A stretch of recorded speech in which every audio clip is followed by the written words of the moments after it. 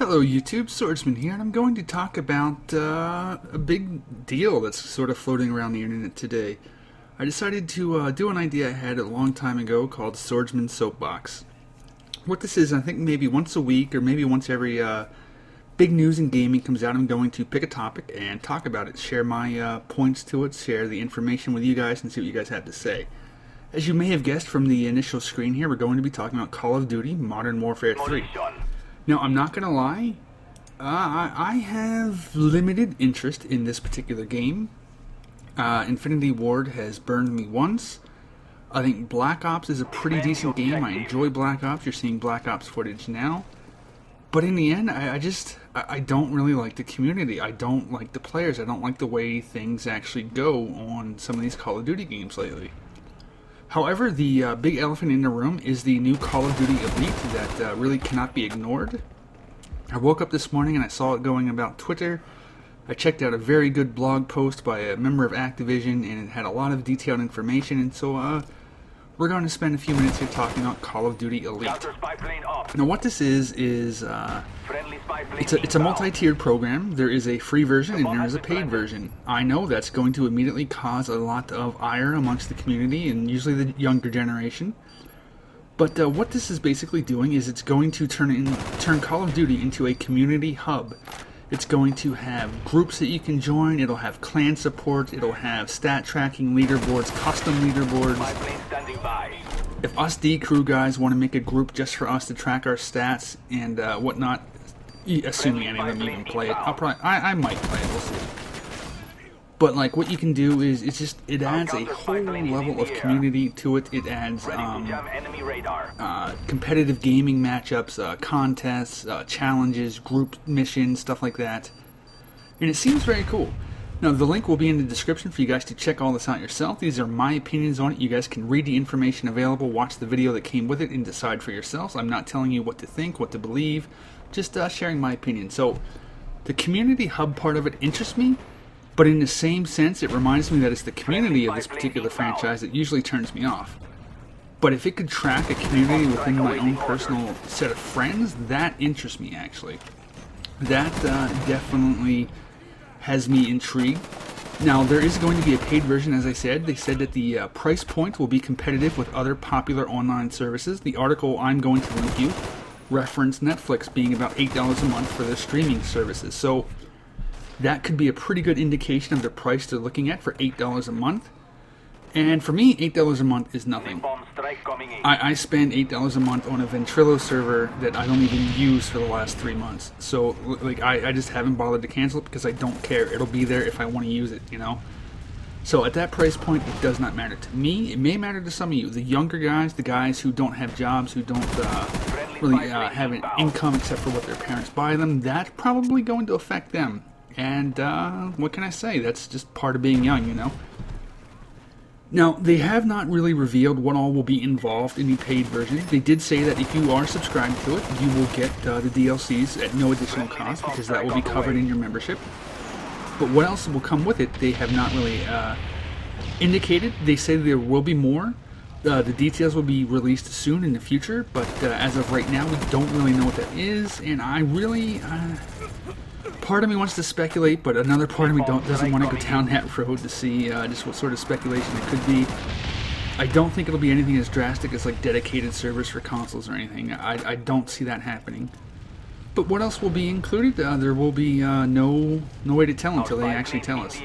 But they did indicate what won't be involved, and it will not be in the terms of microtransactions that you see some MMOs go into. There is a Call of Duty MMO that will feature microtransactions, but that is dedicated towards China, not the United States, not North America, stuff like that. There will be no in-game advantage to having the Call of Duty Elite paid subscription.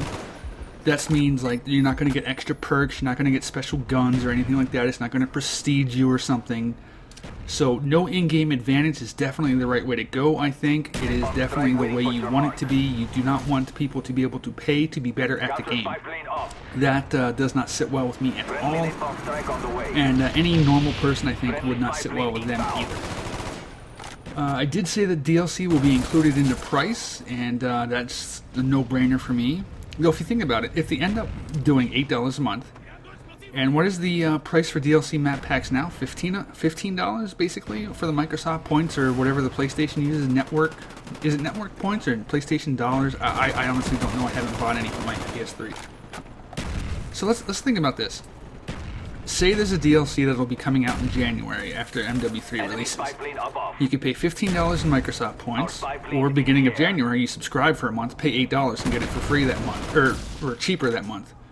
That might be sort of a way to go if you want to get a bit of a cheaper price point, but I don't know. This is again all speculation. Maybe you have to be subscribed for a certain amount of time before you would get the DLC free.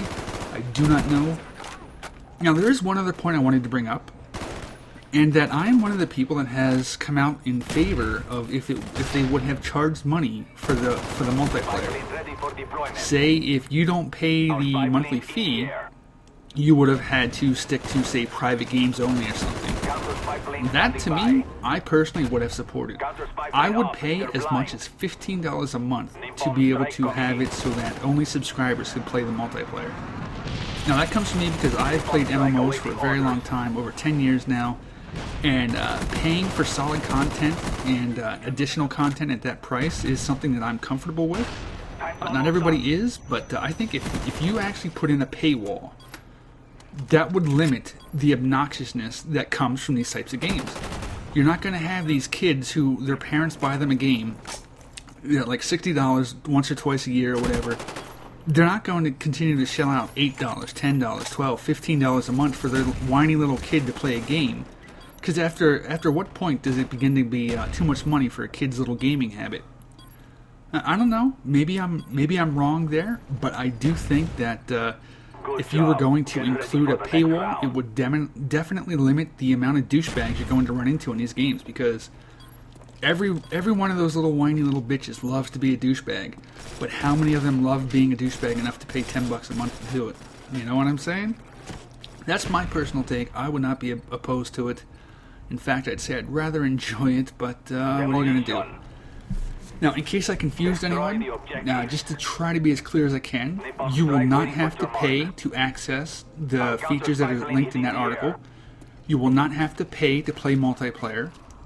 All of the Call of Duty Elite, the community building, the stat tracking, the leaderboards, the custom groups, the clan support, the organized matches, they're basically doing an in-house game battles type deal here, guys. With the people that like that, you guys might really like the way they do it. You might decide to stick with game battles. Game battles might find a way to incorporate it to track stuff on there.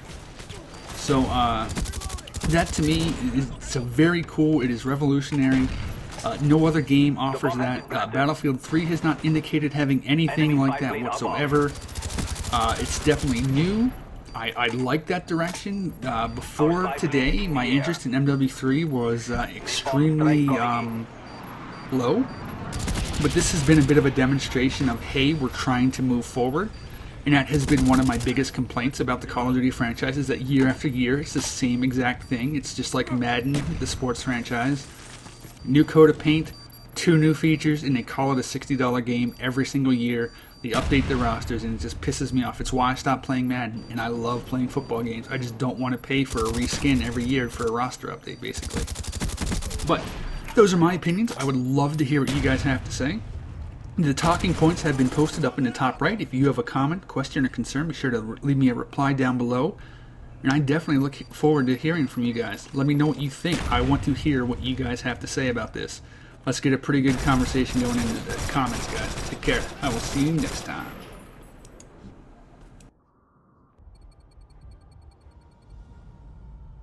Remember this victory. We have displayed our power.